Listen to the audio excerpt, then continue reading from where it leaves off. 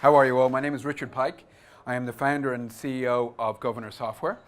I am also, for my pains, a board director of the third biggest bank in Ireland and a board director of JP Morgan in Ireland. The situation with senior executives and board directors in companies across the world is now that they must have oversight of their business, particularly in a highly regulated industry. It's becoming very personal. People are getting fined, put in jail, and companies are getting very large fines. So this product is built around making that process of oversight much easier. It's an extremely complex and inefficient process, mainly done with Excel spreadsheets, emails, PowerPoint presentations at the moment by all of the companies we've surveyed. We've also won some innovation views from the biggest research analysts in the financial space for this technology. So what's the market size? It's basically any company or government agency that has to prove that they have oversight of their organization and what's going on in the regulations they're in. We're focused to begin with on the financial services sector because that's my sector. Within that, it's expected to be 118 billion by 2020, the market size. Even more for next year, we're focused on 1,200 named financial services companies in America and Europe. And that gives us a very targeted addressable market of 137 million in the first year. And there's some more numbers for Financial Times. So how do we go to market? So we go direct. We also go through tier one consulting firms. It is very difficult as a small startup to sell into a large financial institution. It's a big procurement battle.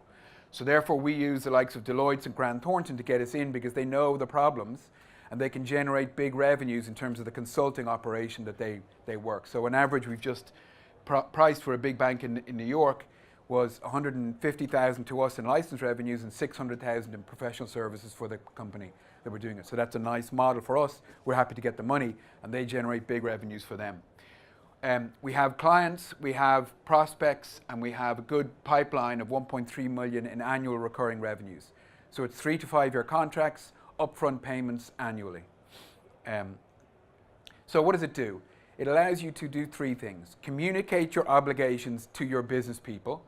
So organization, roles, divisions, legal entities can be very specific about the obligations that they have. Then it allows you to understand your status in a simple red, amber, green as to where you have problems or where it's all going well. And finally, to prove that compliance or otherwise to a third party, a regulator, an external auditor, somebody like that. And they're the three key focuses of this area. This is an interview from an external analyst of one of our clients, KBC Bank in New York. And they're using it for project management, process improvement, new regulations, and committee governance. So really senior stuff by the CRO and CFO of that particular bank. What does it look like? So here it is. It's a network. So we can see this is actually an assessment of a big bank in America. You can drill in and understand why things are red, amber, green. You can see here we've got a legal cost problem. We can then click on the item and we get a panel and we see exactly what the commentary is from the individual as to what the problem is. We can then click here and see what they're doing on it. So as a task, counsel is confirming with finance the various numbers. We can then see who's actually doing that task, what the date is, and we can actually see the assessment currently amber. We can come out again, we can go and look at other things, maybe greens or whatever, and drill into our various views. We can also see, hands, which says somebody's overridden them. Click in again. Here we can see financial numbers. So we've grays, which means people haven't put down the numbers yet. A red, a particular problem. Again, click on it, and it'll show us that we're outside tolerance on a particular budget. And here we set the budget's tolerances. Okay, so it's all very flexible and very user intuitive in terms of the way that it works, and a simple view of the world, so to speak, for a complex area. So what are we doing? By the end of this year, we'll have ARRs of about 223,000. We have a team of 7. By the end of next year, 18, we're aiming to do 1.3 million. And as I say, we already have actually a pipeline of 1.3 million. And then we think we can grow within the financial services industry alone, without any other industries, to about 13 million ARR, which is a fairly good number without going outside that industry. So we're currently doing a raise of $1 million plus. We actually have 750,000 offered at the moment.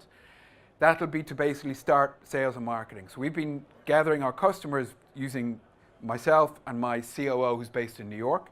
And now we're going to basically hire a sales team in New York and in London and grow that marketing team to get to market much better, much faster.